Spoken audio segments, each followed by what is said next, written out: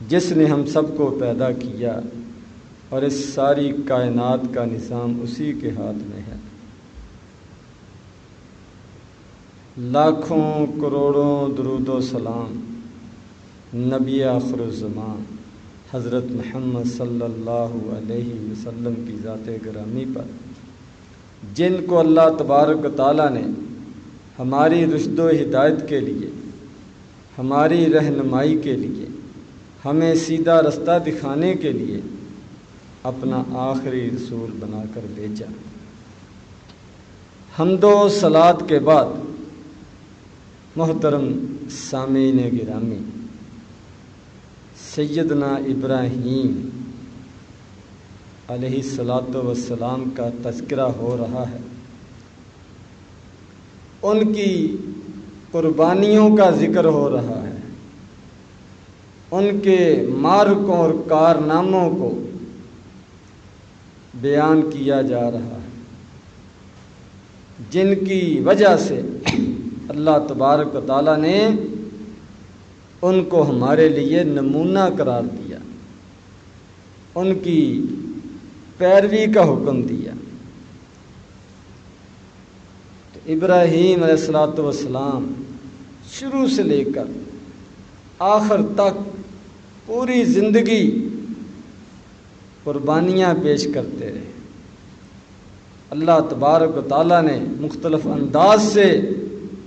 ان کو آزمایا، وہ ہر آزمائش پر پورے اترے۔ بچپن میں والد گرامی کو توحید کی دعوت دی اور گھر کی قربانی دینا پڑی۔ اس کے بعد پوری قوم کو، پورے ملک کو، حکومت کو، وقت کے حاکم کو توحید کی دعوت دی، اللہ کا پیغام سنایا اور اپنی جان کو خطرے میں ڈالا۔ ہر قسم کی تکلیف کے لیے اپنے آپ کو تیار کیا، اور پھر ان کے بت خانے میں جا کر، عبادت خانے میں جا کر ان کے بتوں کو پاش پاش کیا اور پوری قوم کو چیلنج کیا کہ تمہارے سارے یہ معبود جھوٹے ہیں، بیکار ہیں، کسی نفع نقصان کے مالک نہیں ہیں، انہوں نے دوسروں کا کیا فائدہ کرنا ہے یا کسی کا کیا نقصان کرنا ہے، یہ تو اپنے آپ کو نہیں بچا سکتے، اپنے آپ کے نفع نقصان کے مالک نہیں ہیں۔ میں نے تنے تنہا ان سارے معبودوں کو توڑ کر رکھ دیا ہے، کوئی مجھے پکڑ نہ سکا، کوئی میرے خلاف بول نہ سکا، کسی نے کوئی حرکت نہیں کی۔ یہ بہت بڑا ان کا کارنامہ اور مارکا۔ اس کے بعد پھر مقدمات کا سامنا، عدالتوں کے چکر، اس کا ان کو واسطہ پڑا، اور آخر کار ان کے بارے میں یہ فیصلہ کیا گیا کہ ان کو قتل کر دیا جائے، ختم کر دیا جائے، اور وہ بھی آگ میں جلا کر، تاکہ دوسروں کو عبرت ہو، کوئی اس طرح کا قدم نہ اٹھائے۔ تو ابراہیم علیہ الصلوۃ والسلام اس کے لیے بھی تیار ہو، لیکن اللہ تبارک و تعالیٰ کو کچھ اور ہی منظور تھا۔ اللہ تبارک و تعالیٰ نے اپنے بندے سے ابھی اور بڑے بڑے کام لینے تھے اور یہ بھی بتانا تھا کہ پوری دنیا اکٹھی ہو جائے کسی کو ختم کرنے کے لیے، اگر اللہ تبارک و تعالیٰ بچانے کا فیصلہ کر لیں تو وہ ختم نہیں کر سکتے،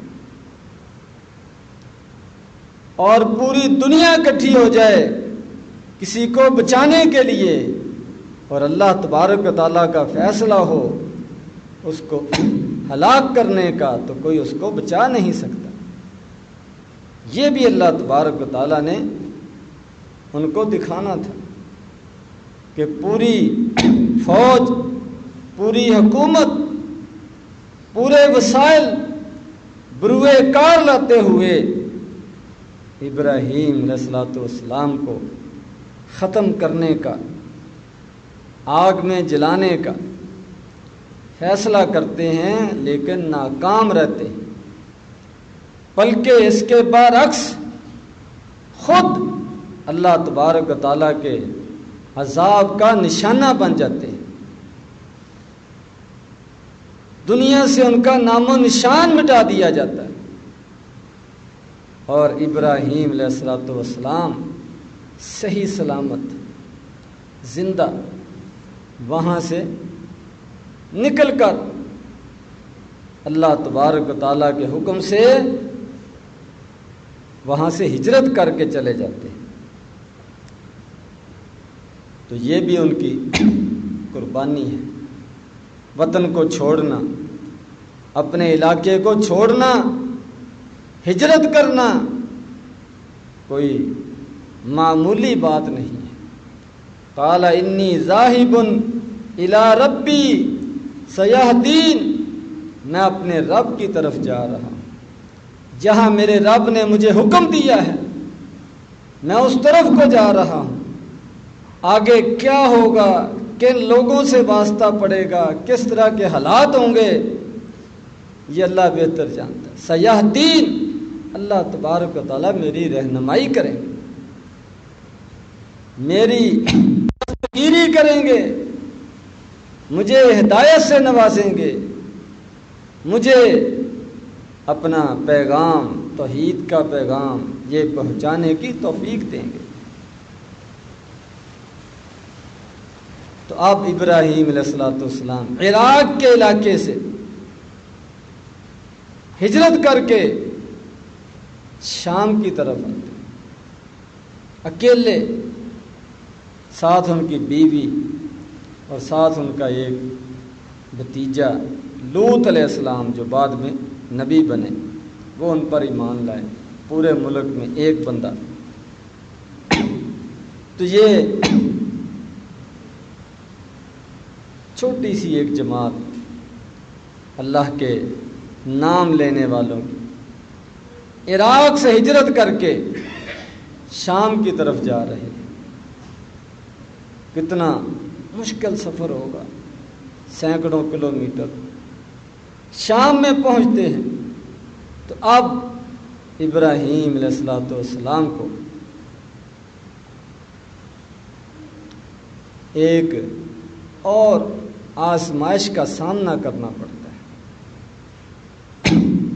اسی سفر میں یا کسی اور موقع پر ایسے علاقے سے گزرتے ہیں کہ وہاں کسی ظالم جابر بادشاہ کی حکومت ہے، وہ ہر آنے جانے والوں کو لوٹتا ہے، عزتوں کو پامال کرتا ہے۔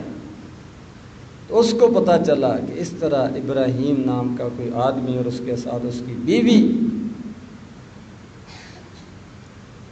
یہ اس علاقے میں آئے ہوئے ہیں، وہ ان کو خاص طور پر ان کی بیوی کو پکڑنے کا حکم دیتا ہے۔ تحقیق کی جاتی ہے کہ یہ تمہارے ساتھ کون ہے؟ تو ابراہیم علیہ السلام کو پتہ چلا کہ یہ اگر کسی آدمی کے ساتھ اس کی بیوی ہو تو اس کو نہیں چھوڑتے، اور اگر کوئی اور ہو تو اس کو چھوڑ دیتے، بہن وغیرہ ہو تو اس کو چھوڑ دیتے۔ تو انہوں نے اپنی بیوی کو بچانے کے لیے، ان کی عزت کو بچانے کے لیے یہ کہا کہ یہ میری بہن ہے، اور ان کو بھی سمجھا دیا کہ تم بھی یہی کہنا۔ لیکن جب کوئی اندھا ہو جاتا ہے پھر وہ اپنے ہی اصولوں کو توڑ دیتا ہے، تو اس نے اس بات کی بھی پرواہ نہیں کی کہ ہمارا اپنا یہ اصول ہے کہ جو بیوی نہ ہو اس کو ہم نہیں پکڑتے۔ اس کے باوجود اس نے پکڑ لیا ابراہیم علیہ السلام کو، ان کی بیوی سے جدا کر دیا۔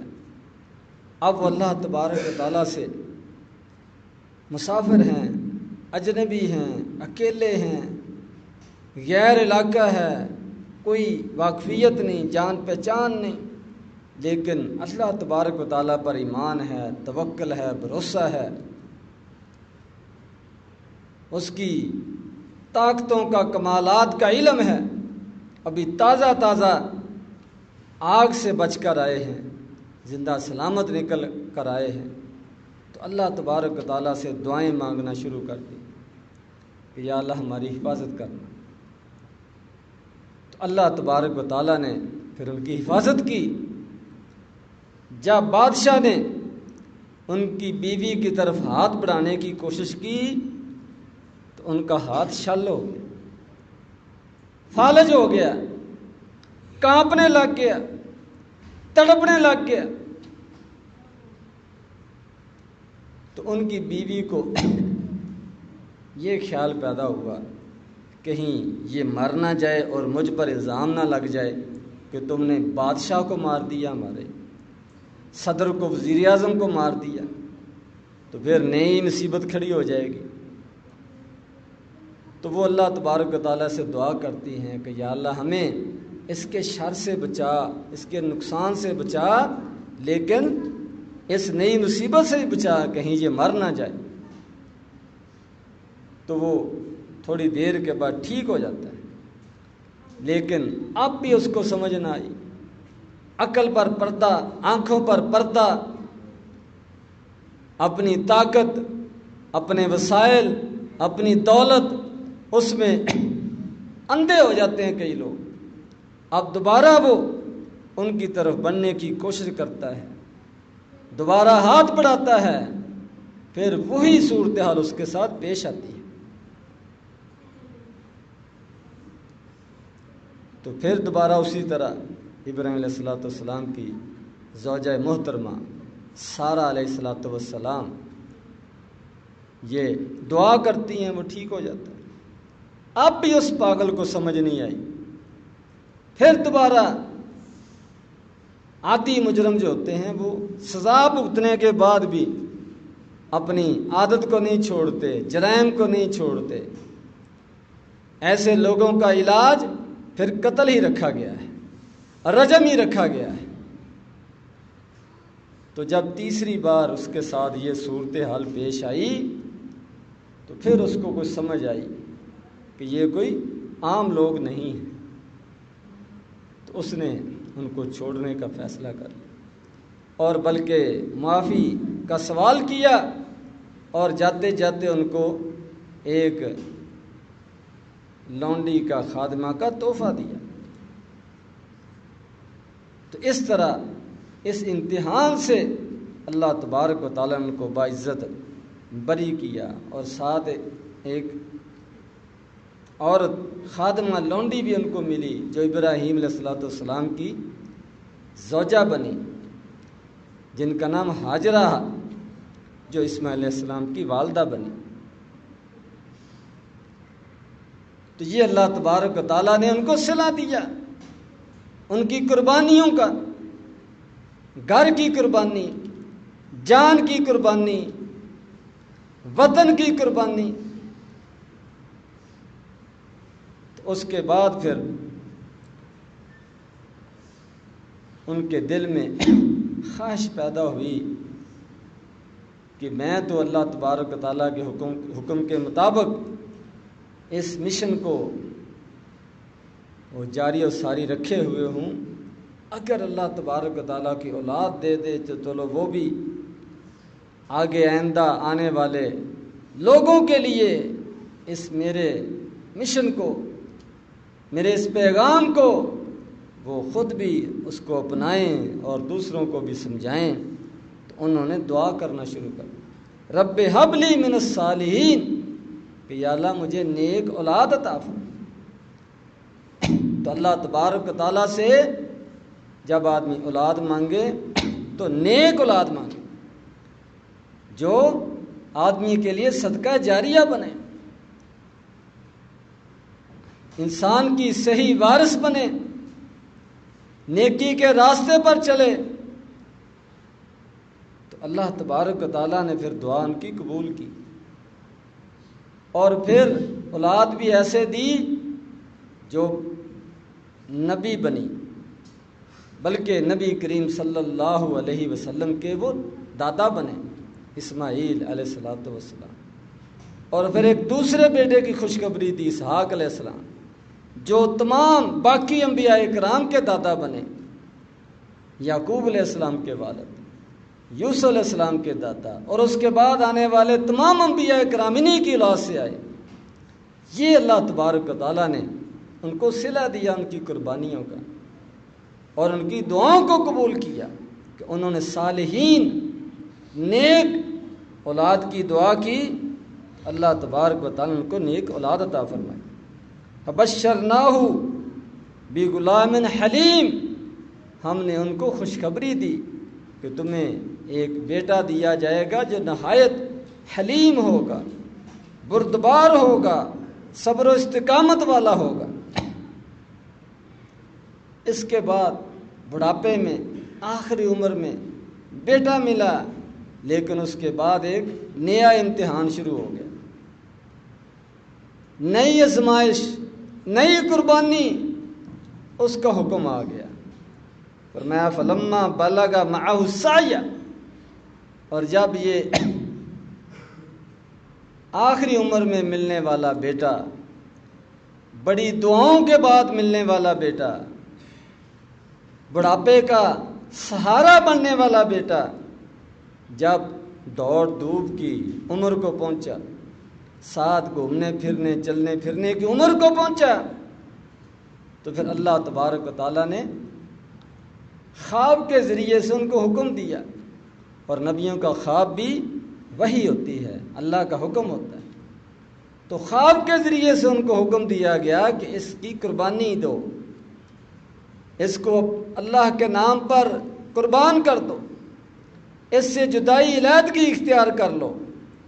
اللہ کے حکم پر اس کو چھوڑ دو، اپنے سے الگ کر دو،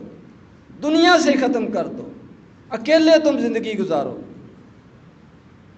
تو بظاہر بہت مشکل تھا، ایک ہی سہارا تھا، وہ بھی آخری عمر میں نصیب ہوا، اس کی بھی قربانی کا حکم آ گیا۔ تو ابراہیم علیہ السلام اس کے لیے بھی تیار ہو گئے کہ اللہ تبارک و تعالیٰ نے دیا ہے، اللہ تبارک و تعالیٰ واپس مانگ رہے ہیں، تو اس میں ہمارا کیا اختیار؟ بڑی خوشی سے ہم واپس دینے کے لیے تیار ہیں، اور ساتھ خوش نصیب بیٹے کو بھی اس کے اندر شامل کیا کہ وہ بھی اس پر راضی ہو۔ تو اس سے پوچھا تاکہ پتہ چلے کہ اس بیٹے کو زبردستی میں ذبح نہیں کر رہا، بلکہ یہ خود باوجود اس کے کہ چھوٹی عمر کا ہے، لیکن اللہ تبارک و تعالیٰ کی طرف سے ایک نہایت صالح اور نیک اور حلیم طبیعت لے کر آیا ہے۔ تو چھوٹی عمر میں ہی اپنے والد کو جو کہہ رہے ہیں کہ جو اللہ تبارک و تعالیٰ نے آپ کو حکم دیا اس کو پورا کریں، سَتَجِدُنِي إِن شَاءَ اللَّهُ مِنَ الصَّابِرِينَ، انشاءاللہ میں صبر کروں گا، اللہ کے حکم سے صبر کروں گا، برداشت کروں گا، اگر اللہ تبارک و تعالیٰ کا یہی حکم ہے کہ مجھے ذبح کر دیا جائے تو میں تیار ہوں۔ ہم اللہ کی مخلوق ہیں، اللہ نے ہمیں زندگی دی ہے، یہ ہماری زندگی اللہ کے لیے ہے، زندگی موت اللہ کے لیے ہے، جینا مرنا اللہ کے لیے ہے۔ سب کچھ ہمارا مال اللہ کے لیے، ہمارا وقت اللہ کے لیے، ساری عمر دن رات اللہ کے لیے۔ اللہ تبارک و تعالیٰ جہاں حکم دیں گے وہاں کھڑے ہو جائیں گے، جہاں حکم دیں گے وہاں پیچھے ہٹ جائیں گے۔ جان کی قربانی دینے کے لیے چھوٹا سا بیٹا وہ بھی اپنی رضامندی کا اظہار کر رہا ہے، گویا کہ دونوں نے اس اللہ تبارک و تعالیٰ کے حکم کو پورا کیا۔ تو اللہ تبارک و تعالیٰ کو کچھ اور ہی منظور تھا، صرف دنیا کو دکھانا تھا کہ امامت کیسے ملتی ہے۔ ابراہیم علیہ السلام اکیلے پوری دنیا کے امام ہیں، یہ ان کو کیسے نصیب ہوا مقام؟ اس طرح ملتا ہے کہ اپنی ہر خواہش اللہ تبارک و تعالیٰ کے حکموں کے تابع کر دی جائے۔ مشکل سے مشکل کام طبیعت پر کتنا مرضی بوجھل ہو،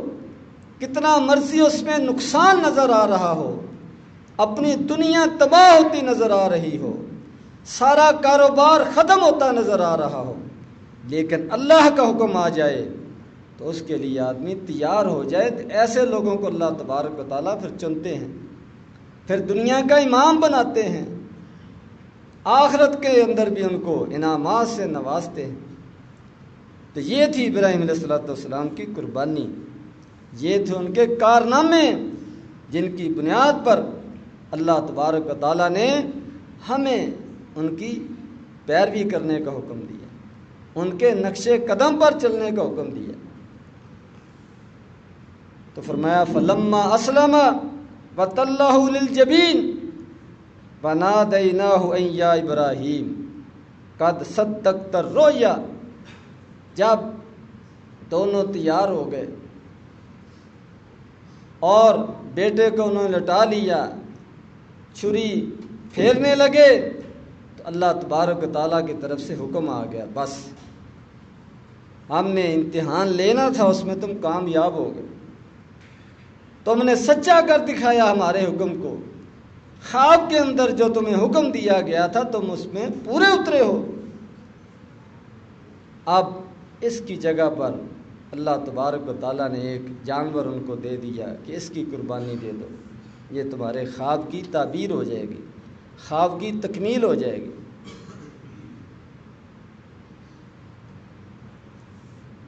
اسی طرح ابراہیم علیہ السلام کو اس کے بعد پھر ایک اور حکم ہوا کہ بیت اللہ کی تعمیر کرنی، تو یہ بھی دونوں باپ بیٹے نے مل کر دنیا کا سب سے پہلا مرکز، سب سے پہلی مسجد، توحید کا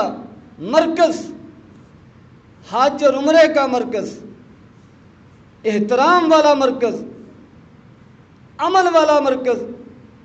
یہ انہوں نے تعمیر کیا اور پوری دنیا کو وہاں حج کے لیے دعوت دی۔ تو اب صدیوں سے لوگ جو ہیں وہ حج کے لیے وہاں جاتے ہیں، تو یہ بیت اللہ ان کا تعمیر کرتا ہے، یہ ان کی قربانی، اور یہ کوئی آسان اور چھوٹا کام نہیں تھا، اس دور میں بہت مشکل تھا اس طرح ایک عمارت کو بنانا اور تعمیر کرنا۔ تو اللہ تبارک و تعالیٰ نے جو جو ان کو حکم دیا وہ آسان طریقے سے کرتے چلے گئے۔ فرمایا انا کذالک نجزی المحسنین، تو جو نیکی کرنے والے ہوتے ہیں، نیکی کا رستہ اپنانے والے ہوتے ہیں، قرآن پر عمل کرنے والے ہوتے ہیں، اللہ کے حکموں کو ماننے والے ہوتے ہیں، گردن جھکانے والے ہوتے ہیں،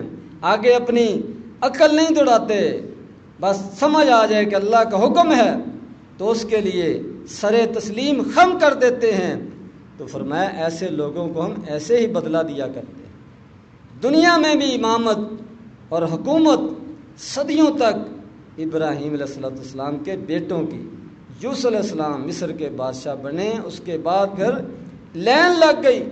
صدیوں تک بادشاہت ان کے گھر کی وہ